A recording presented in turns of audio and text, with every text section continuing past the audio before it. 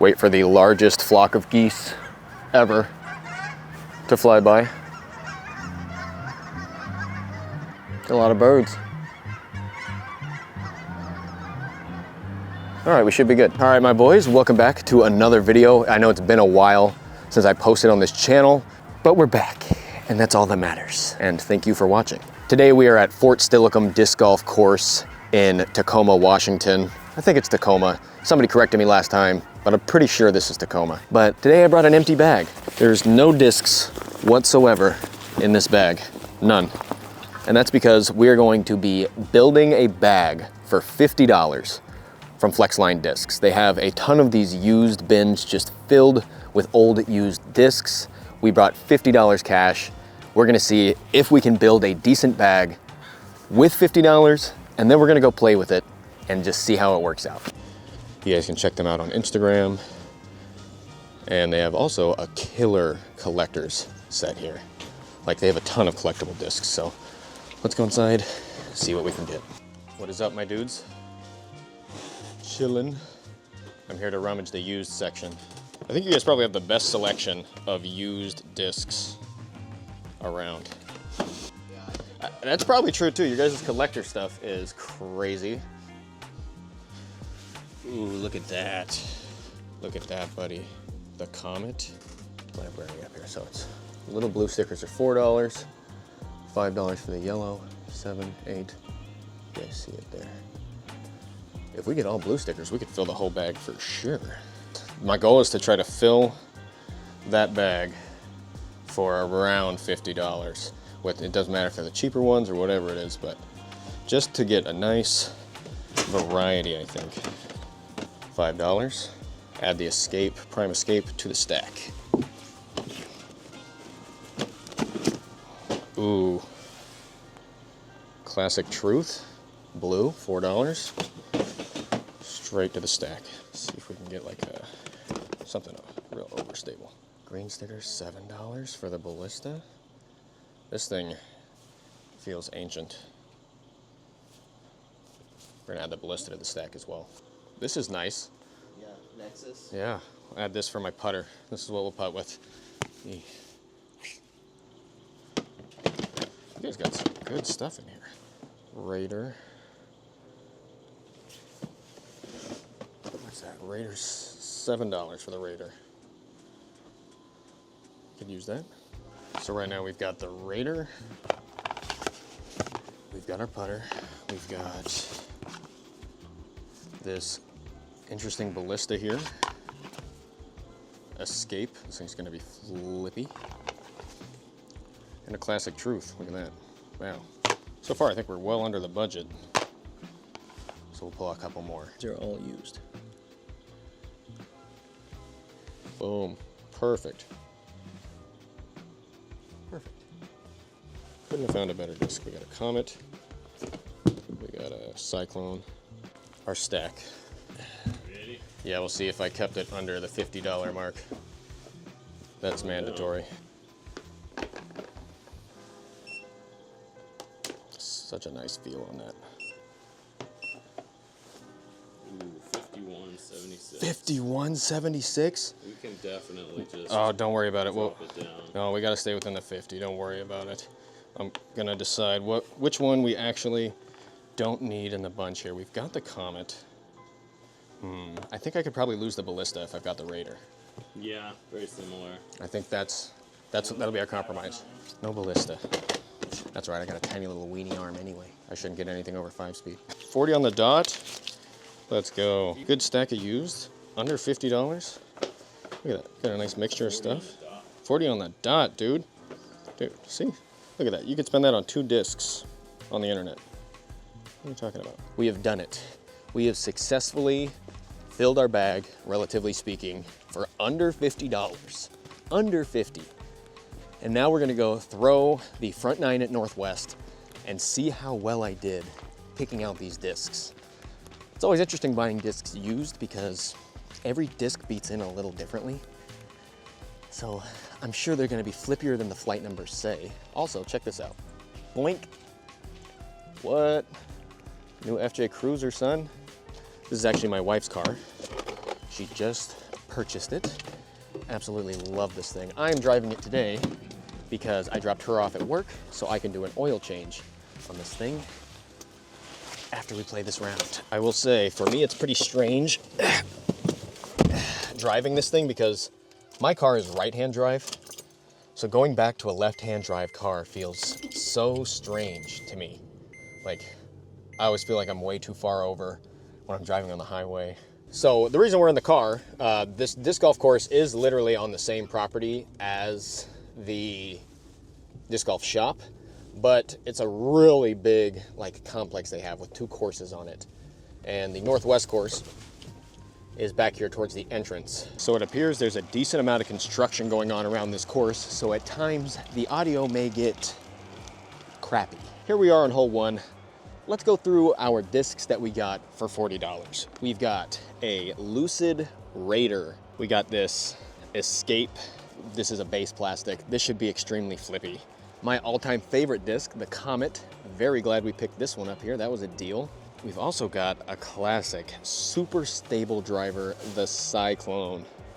This thing is like rubber in your hands. It feels really good. We also got a Truth, another trusty mid-range here, and then we got the little Nexus. Innova. Cool stamp, great putter. Hole 1, 289 feet. It's off to the right here. Kind of hard for you guys to see because of all the trees. We're just gonna try to forehand this Raider and see what it does.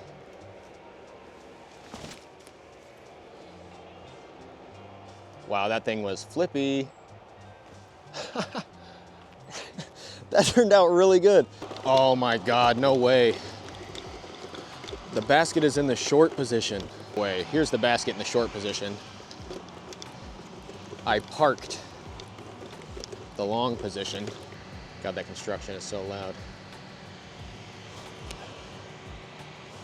Ooh, off the basket. Nice little 3.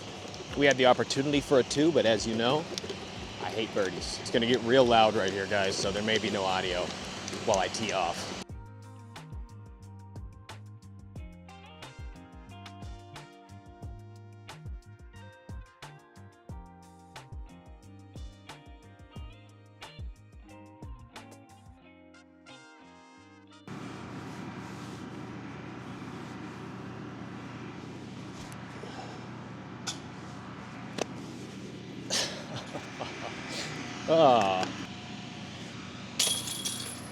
All right, it seems that we're relatively past the construction noise now. That was brutal. Welcome to hole 3. This Cyclone flew amazing. Had such a great flight on it with that little bit of understability. This thing might actually end up in my bag full time. 348 feet. The tee pad is kind of icy. I turned it over. Not a bad lie though, that'll work. We're just gonna chuck the putter up there, try to set us up for a 3. Pretty tight here. Might be better to go for a forehand actually. I'm gonna try to forehand it right through. There we go, there we go. Mwah. That's exactly what I was trying to do. How often does that happen on this channel? Oh, bro. I almost missed that. That would have been horrible. So I'm sure if you're as into disc golf as I am, then you have heard Ricky Wysocki is no longer with Dynamic Discs. Where is he going next? What's his plan? Who's he gonna play for? Is he gonna go freelance? I don't know. A lot of people are saying Discraft. I hope it's Discraft because I would love a Saki Bomb Raptor. And I throw pretty much only Discraft. And he's my favorite player. Anyway, let me know what you guys think is gonna happen in the comments. How do you think Ricky's going to move forward this season? Hole 4 is a 285-foot par 3. Pretty tight through here. You've got these small trees. You can always go up high, maybe like a flex line.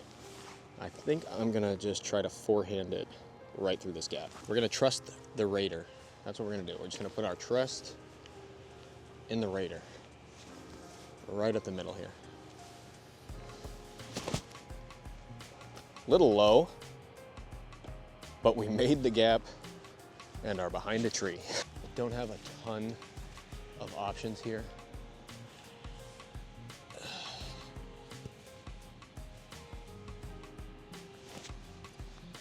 Hit it, hit it, hit it. Way past. That worked out, actually.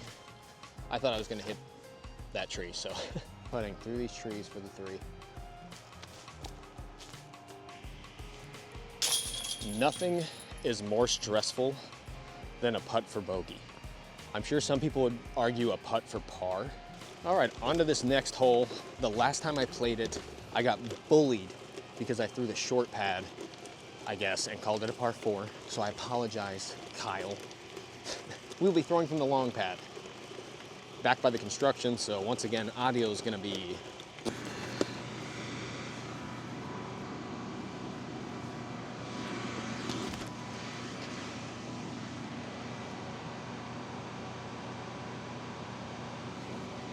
it's all about that Cyclone, baby. That thing, just a little workhorse, man. Reliable, does what you tell it to, feels great in the hand. Now we gotta find it. It may not have been the best drive in regards to distance, but I'm happy with the placement. Gives us a good forehand up the middle here. That was awful. Well, there goes the possibility of birdie. If you guys follow this channel, you know I am afraid of birdies. They scare me. I'm not a bird guy. Bogeys, absolutely love. I adore bogeys. Me and bogeys go way back. All right, I found my lie. And when I tell you that I have nothing, I mean it. Yeah, I honestly don't know if I've got what it takes.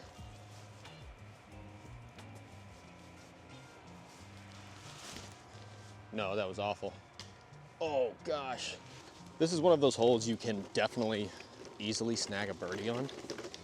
But if you end up in any of the rough on either side, it can be a challenge to even get par here. This is my par shot right now. He didn't want it. I just didn't want it. I was scared. I'm a little scared guy. Boom, boom, boom, boom, boom, boom, boom, boom. Boom, boom, boom, boom. It's a bogey. I got a 5. That never feels good. Here we are, hole 6, 312 foot, par 3 here. Really just straight shot, wooded on either side, almost a tunnel, and one little stick in the middle that I always hit. I always hit the little stick in the middle. Not today. We're throwing the Cyclone at the basket. That's the goal. This Cyclone has got what I need. Come on back, stable up, stable up. Not great. One thing I've learned is I have bad depth perception because I thought this was in the long.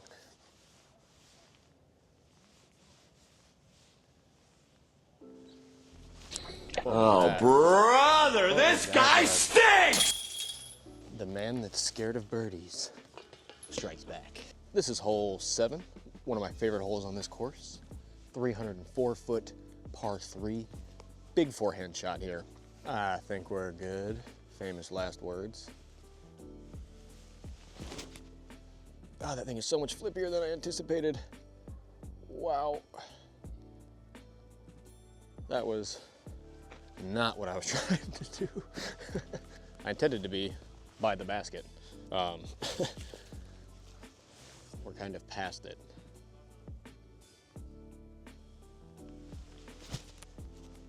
Get in, get in. So close. One thing I want to ask you guys in the comments, who do you think is going to have just a blowout year on tour? What player do you think is right on the precipice of just killing it? For me, I think it's Ezra. I've just got a feeling he switched to Discraft.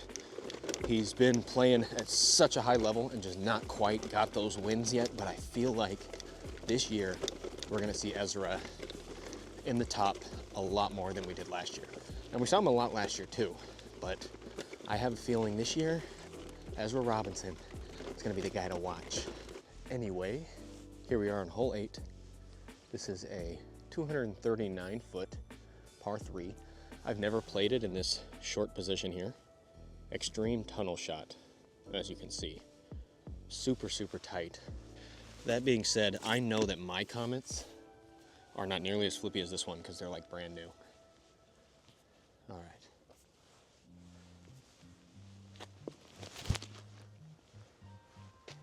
Kept it low. And that's safe. I'm happy with that. This is one of those holes that if you get a bad kick, it can start adding up real quick. I mean, look at this fairway here, if you could call it that. Trees everywhere. Putt in for a 2 here, come on. Let's get a 2 today. Oh, I'm all over it with that putter. Real close, but haven't quite got it yet.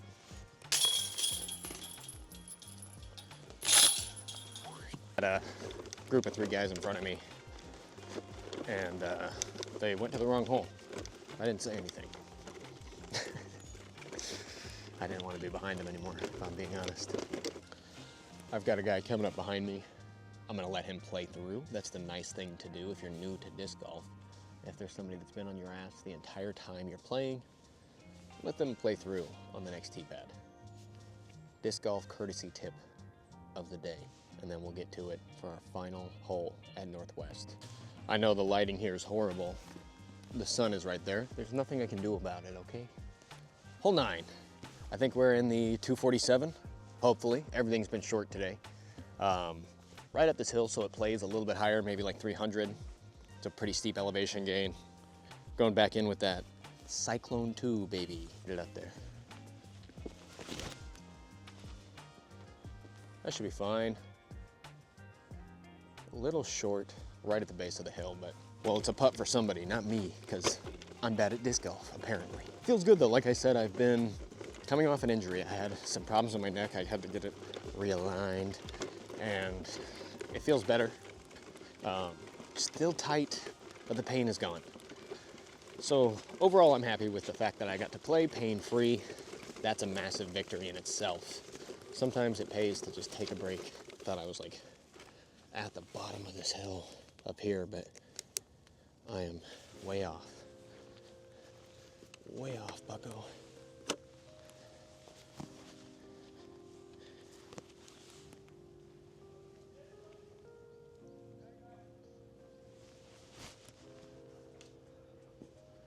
Ay, ay, ay. You guys saw that little branch rob me? Here it is for my final little par. Hole 9.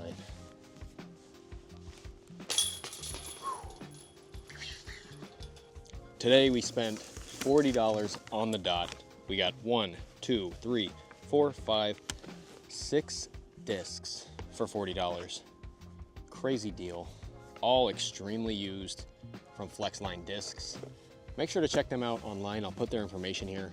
They have a ton of great used, new, and collector's edition discs. They have one of the most absurd collections of collector discs I've ever seen. All the old Discmania stuff, really old Innova. I'm talking stuff from like the 80s. They've got an amazing selection. And if you're just starting out playing disc golf, you could spend $50 on 2 discs if you're just buying them online or buying new discs. While going in here, I mean, you get 6. And sure, they're used. They've got some Sharpie marks on them. They're beat in. But to fill a bag for around $50, you can't really beat that. That's just a deal. And I had a ton of fun as well. I think my final score was like +1 through the front 9, which is not good. But considering we were using all these discs, I think it was great. I just got to learn how to putt.